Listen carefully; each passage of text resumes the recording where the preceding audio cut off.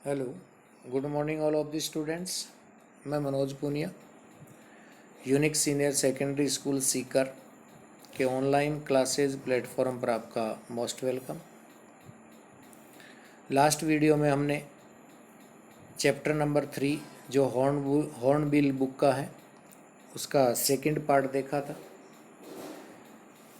कि किस प्रकार टट जो राजा है उसकी मौत हुई थी, मृत्यु के समय उसकी आयु क्या थी, मौत का कारण क्या था। इन सब के बारे में जो कार्टर नाम का एक ब्रिटिश से पुरातत्व वैज्ञानिक है वो ट्राई कर रहा है, लेकिन उसके बाद 1968 में फिर उसके बारे में खोज शुरू हुई कि वास्तव में उसकी मृत्यु का कारण क्या था और उसकी आयु क्या थी। तो नेक्स्ट इसी क्रम में देखिए, आमनहॉटेप थर्ड, टट फादर और ग्रैंडफादर। तो आमनहॉटेप थर्ड या तो टट का पिता था या अथवा उसका दादा था। वॉज ए पावरफुल फेरो, जो एक शक्तिशाली फेरो था। फेरो वहाँ के राजा को कहा जाता है मिस्र के अंदर, इजिप्ट में।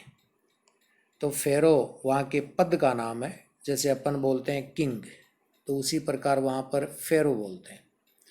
तो उसके बारे में स्पष्ट नहीं है कि आमनहॉटेप थर्ड है वो टट का पिता था या दादा था। Who ruled for almost 4 decades at the height of the 18 dynasty, जिन्होंने 18वें राजवंश के स्वर्ण काल की उच्चता के समय में करीब 4 दशाब्दियों तक शासन किया था। 4 डिकेड्स मीन्स होता है दशक, और 4 मीन्स 4, तो यानी 40 ईयर्स तक 18वें राजवंश के रूप में जाना जाता है, जो वहाँ का स्वर्ण काल माना जाता है इजिप्ट का। उसने उस पर शासन किया था। 18th डायनेस्टी मीन्स लिख लेना, 18वें राजवंश के स्वर्ण काल में उसके दादा ने उस पर शासन किया था या उसका पिता था वो। गोल्डन एज थी वो। His son Amenhotep fourth succeeded him, अब उसका पुत्र आमनहॉटेप फोर्थ उसका उत्तराधिकारी बना। And initiated one of the strangest period in the history of ancient Egypt, और जो उसका पुत्र आमनहॉटेप फोर्थ उसका उत्तराधिकारी बना, उसने प्राचीन मिस्र के इतिहास में सबसे अजीब काल की शुरुआत की। स्ट्रेंजेस्ट पीरियड मीन्स लिख लेना, अजीब काल की।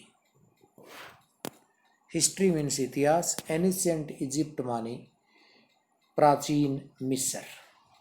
तो उसका उत्तराधिकारी बना, उसने अजीब काल की शुरुआत की। इनिशिएटेड मीन्स लिख लेना, स्टार्ट करना, शुरुआत की। The new pharaoh promoted the worship of the Aten, ये एक नई शुरुआत थी कि फेरो ने ओटेन की या sun disc change his name to Akhenaten, कि फेरो ने आटेन अथवा सूर्य की तस्वीरों की पूजा को प्रोत्साहन दिया और उसने अपना नाम अखेंटन या आटेन का दास रख लिया। ये एक अजीब शुरुआत थी कि new pharaoh promoted the worship of the Aten and sun disc change his name to Akhenaten और सर्वेंट ऑफ द एटन, यानी फेरो ने आटेन अर्थात सूर्य की तस्तरी की पूजा को प्रोत्साहन दिया, उसने अपना नाम अखेंटन या आटेन का दास रख लिया।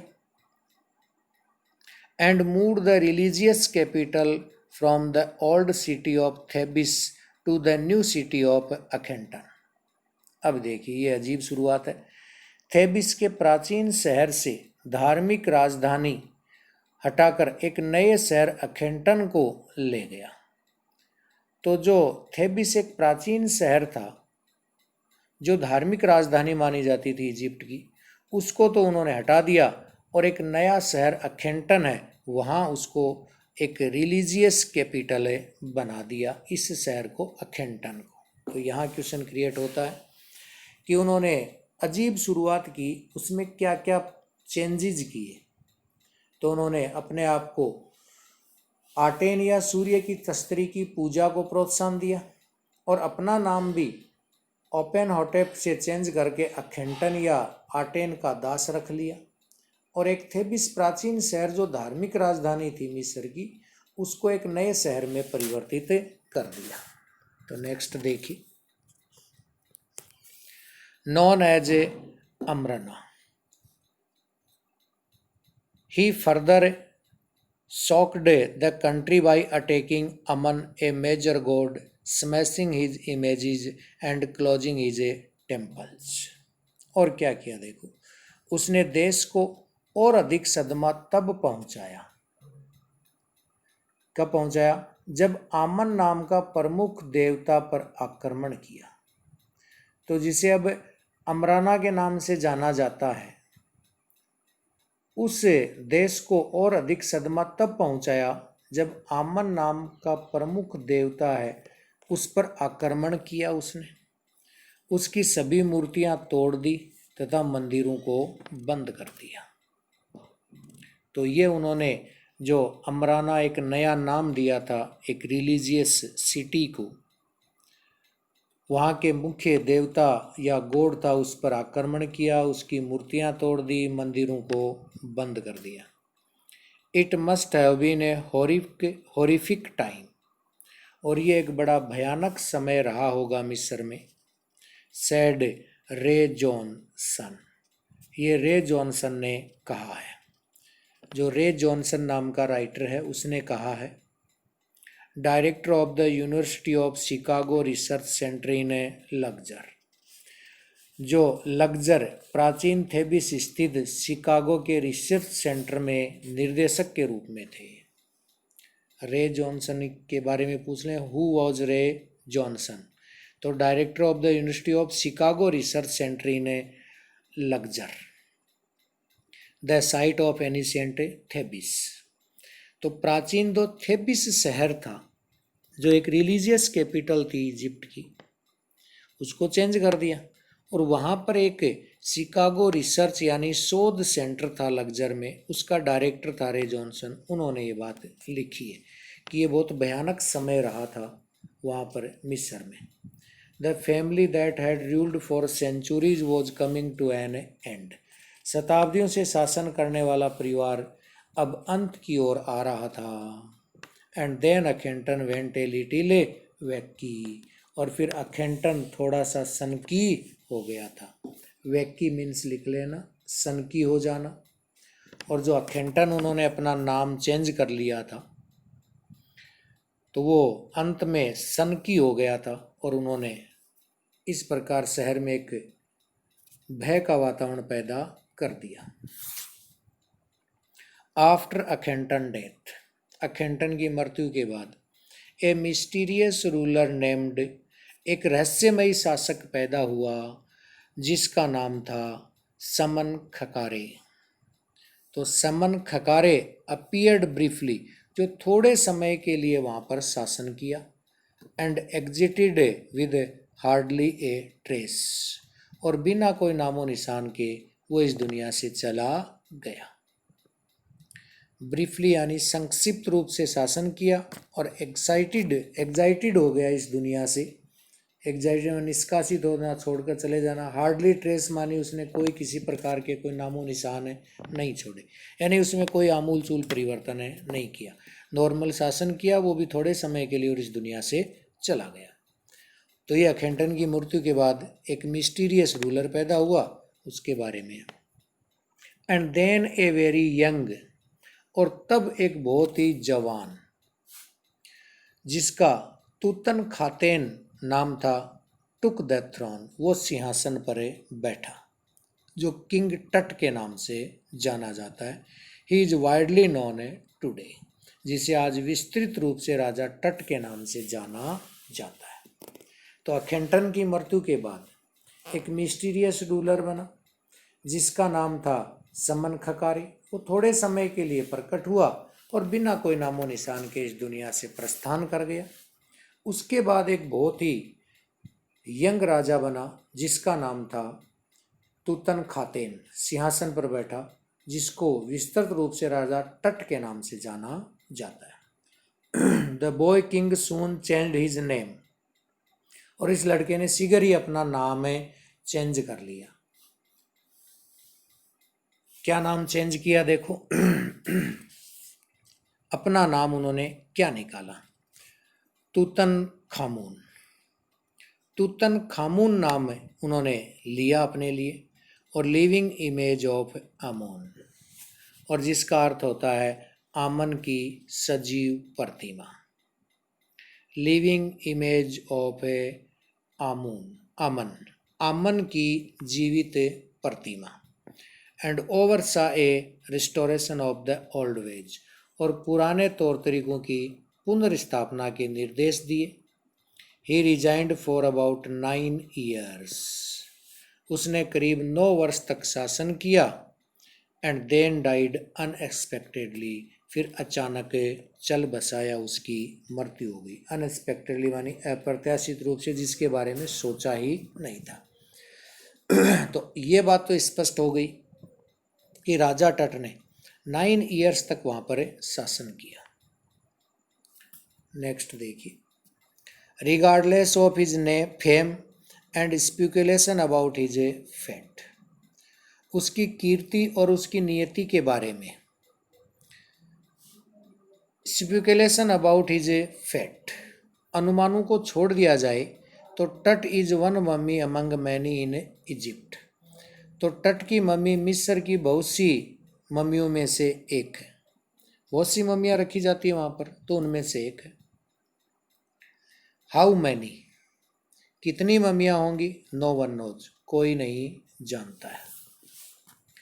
The Egyptian mummy project which began an inventory in late 2003, कोई नहीं जानता कितनी मम्मियाँ। मिस्र में मम्मी प्रोजेक्ट ने 2003 में सूची बनाना शुरू किया। हैज़ रिकॉर्डेड ऑलमोस्ट 600 सो फार, और अब तक उसमें 600 मम्मियों को सूचीबद्ध किया है।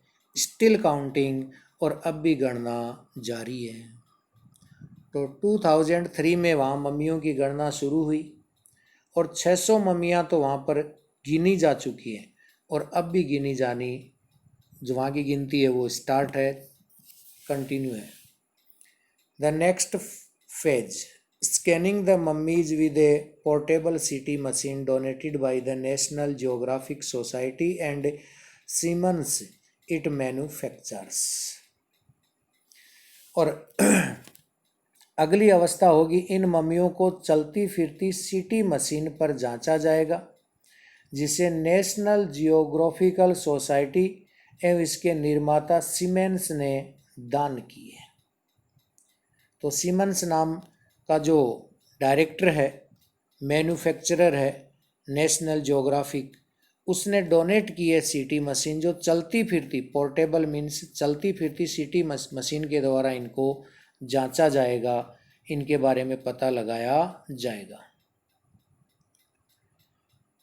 King Tut is one of the first mummy to be scanned, राजा टट जांच करने वाली पहली मम्मी थी जिसकी जांचें हो रही हैं। In death as in life, moving regally ahead of his a countryman, जो मृत्यु में भी और जीवन में भी अपने देशवासियों से शाही प्रकार से आगे चल रहे हैं। तो सबसे पहले जो मम्मी जांची गई वो है टट की mummy. A CT machine scanned the mummy head to toe, एक सीटी मशीन से मम्मी को सिर से लेकर पैरों की अंगुलियों तक, creating 1700 digital x-ray image in cross section. एक सीटी मशीन ने मम्मी के सिर से लेकर पैर की अंगुलियों तक क्रम से देखा, और 1700 डिजिटल एक्सरे तस्वीरें उसकी अनुप्रस्थ काट कर ली गई। Tut ahead scanned in 0.62 millimeter slice to register in its intricate structures. Tut का सिर जिस मशीन ने 0.62 mm के टुकड़ों में देखा ताकि इसकी जटिल रचनाओं को अंकित किया जा सके। इंट्रीसिएट मानी जटिल, स्ट्रक्चर मानी रचना और स्लाइसिस मानी टुकड़े। Take on eerie detail in the resulting image, और भयानक बारीकियों के साथ अंतिम रूप से चित्रित हुआ। विद तट इंटायर बॉडी सिमिलरली रिकॉर्डेड, इसी प्रकार तट के समस्त शरीर का अंकन किया गया। A team of a specialist in a radiology, विकिरण विज्ञान के जो विशेषज्ञ होते हैं, forensics and anatomy began to probe the secret. तो देखिए आगे क्या, विकिरण विज्ञान, न्यायिक प्रक्रिया तथा शरीर रचना विज्ञान के विशेषज्ञों की एक टोली ने उन गुप्त रहस्यों की पड़ताल शुरू कर दी। That the winged goddesses of gilded burial shrine protected for so long, कि जिनकी रक्षा पंखों वाले परियों ने, जो स्वर्ण जड़ित मंदिर से जुड़ी हैं, इतने समय तक की है। तो उनके साथ दफनाया जाने वाला जो गॉडेसेज ग्लाइडेड ब्यूरिल है, उसकी मूर्तियां जो प्रोटेक्टेड कर रही हैं इतने लंबे समय से, उनकी जांच करने लगे रेडियोलॉजिस्ट और न्यायिक प्रक्रिया और शरीर रचना विज्ञान के विशेषज्ञों की एक टीम। The night of the scan, workmen carried Tut from the tomb in his box. उस रात जब तट की स्कैनिंग की गई तो तट को उसके बॉक्स में रखे हुए ही मजदूरों ने कब्र से बाहर निकाला। तो जिस रात उसकी स्कैनिंग की जा रही थी तो उसके जो वर्कमैन थे, नौकर थे, उन्होंने तट की बॉडी को बॉक्स में से निकाला कब्र में से। Like pallbearers they climbed a ramp and a flight of stair into the swirling sand outside.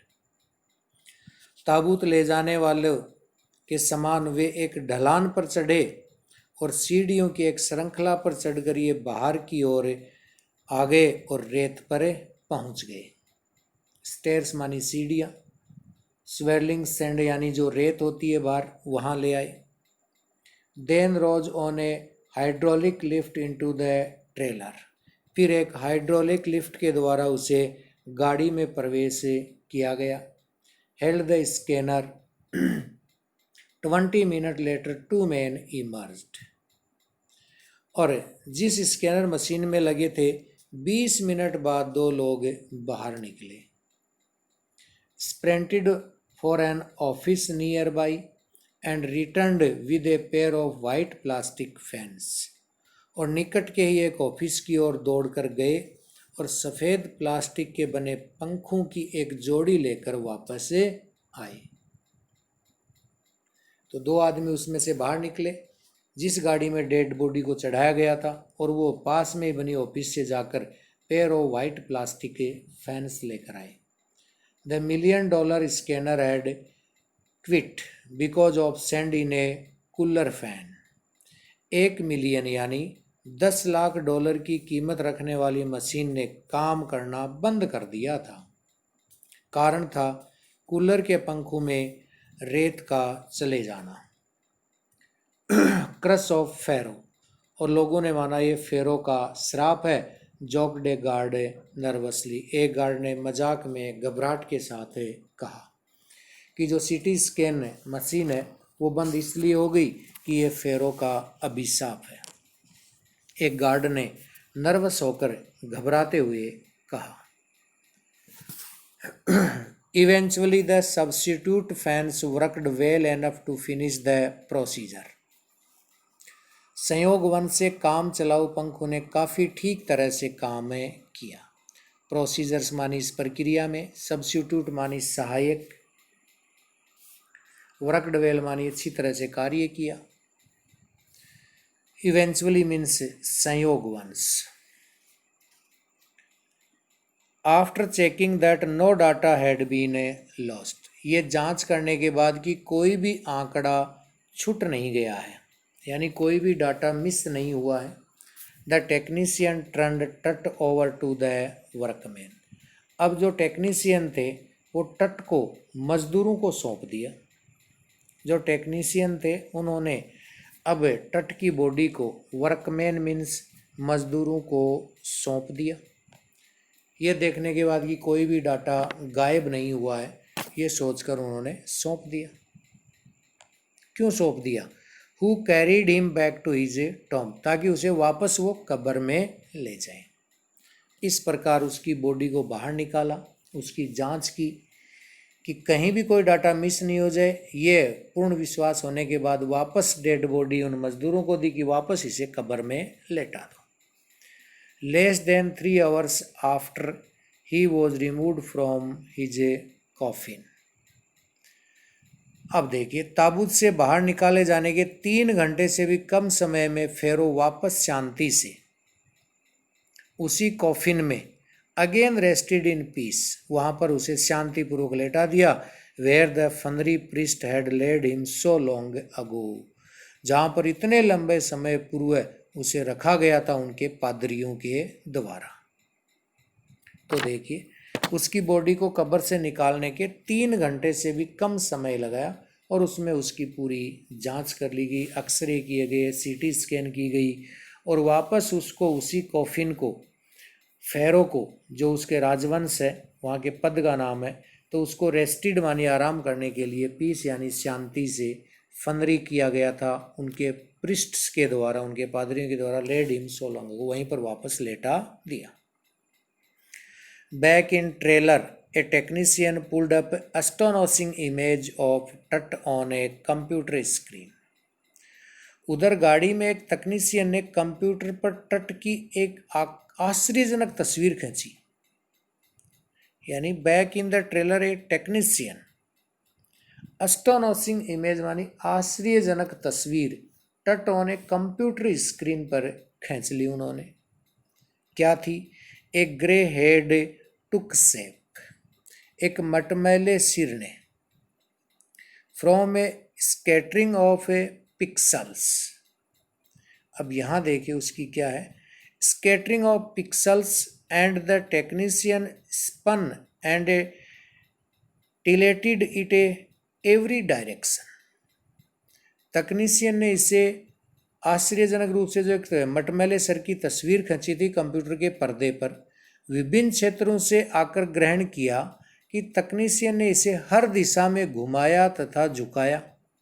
गर्दन की रीढ़ की हड्डियां उतनी ही स्पष्ट प्रकट हुई जितनी शरीर रचना की कक्षा में दिखाई देती है।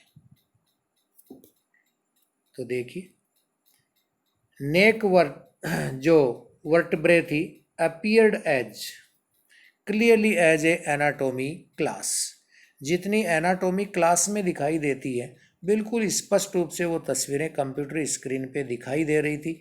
जब तकनीशियन ने उनके सर को हर दिशा में घुमाया और झुकाया तो हड्डियां बिल्कुल स्पष्ट नजर आ रही थी। अदर इमेजेस रिवल्ड ए हैंड, अब देखिए अन्य तस्वीरों में एक हाथ की तस्वीर थी। Several view of the ribs cage, जिसमें पसलियों के ढांचे हैं वो दिखाई दे रहे थे। ए ट्रांसेक्शन ऑफ द स्कल, और उसके जो तस्वीर होती है खोपड़ी की वो भी अनुप्रस्थ रूप से दिखाई दे रही थी। स्कल मीन्स होती है खोपड़ी या सर, ट्रांसेक्शन मानी उसकी जो हर दृष्टिकोण से हर साइड से उनकी सर की तस्वीर ली गई। But for now the pressure was of, लेकिन अब तनाव जा चुका था। Sitting back in his chair जाही हवास स्माइल्ड, अपनी कुर्सी पर वापस बैठते हुए जाही हवास मुस्कुराया। विजिबली रिलीव्ड, और स्पष्ट है इसलिए कि nothing had gone seriously wrong, कि स्वतः ये चैन महसूस किया कि कुछ भी गंभीर रूप से गलत नहीं हुआ था राजा टट के साथ। I didn't sleep last night, मैं पिछली रात को सोया नहीं था। नॉट फॉर ए सेकेंड, एक सेकंड के लिए भी नहीं सोया था। ही सैड, उसने कहा, झाई हवास ने। आई वॉज सो वेरीड, उसने कहा मैं बहुत चिंतित था। बट नाउ आई थिंक, लेकिन अब मैं सोचता हूँ, I will go and sleep, कि अब मैं सोचता हूँ कि मैं जाऊँगा और सो जाऊँगा, क्योंकि कुछ भी गलत नज़र नहीं आया उसे, क्योंकि हड्डियाँ गर्दन की बिल्कुल सही सलामत थी। अब देखिए एक तस्वीर दी गई है, mural in King Tut tomb showing King Tut with Osiris the god of the afterlife. तो ये जो गॉड आफ्टर लाइफ है, जीवन के मृत्यु के बाद का जो देवता, उसके साथ तट की एक तस्वीर है जो ओसिरस के नाम से जाना जाता है। ये एक तस्वीर शो की गई है जिसमें आफ्टर डेथ, आफ्टर लाइफ राजा हेटट वो एक मौत के देवता ओसिरस से मिलता है। लास्ट पैराग्राफ देखिए। By the time we left the trailer, जब हम गाड़ी से बाहर निकले, descending metal stair to the sandy ground the wind had stopped. तो धातु की सीढ़ियों से रेत पर उतरे तो हवा रुक चुकी थी।